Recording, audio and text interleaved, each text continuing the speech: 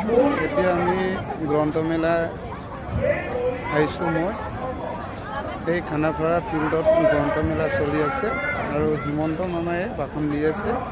সেইটো অলপ নলুম আপটুঙাম বেদ ভাষণে মাজা ko lengkan দিয়ে আপটুঙাম মোক চ্যানেল সাবস্ক্রাইব দিলা আৰু লাইক কৰি দিলা।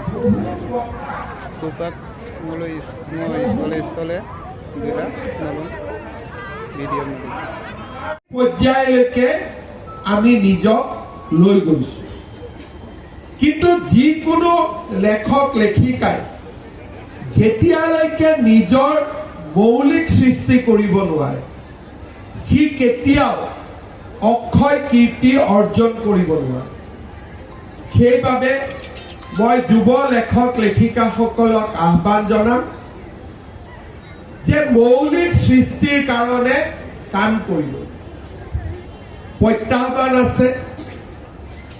আজি আমাৰ মৌলিক সৃষ্টিয়ে AI সৃষ্টিৰ লগত প্ৰতিদ্বন্দ্বিতা কৰিব লাগিব।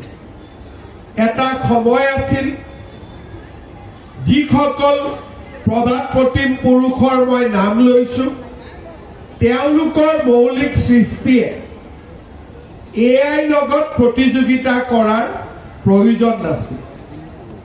কিন্তু আজি আমি সৃষ্টি কৰা যিকোনো এটা কবিতা বা যিকোনো এটা লেখনি AI-কে আমি অৰিহণা যোগাব পৰা বা আমি সৃষ্টি কৰিব পৰা এটা নতুন যুগত আমি সৃষ্টি কৰিব পৰা।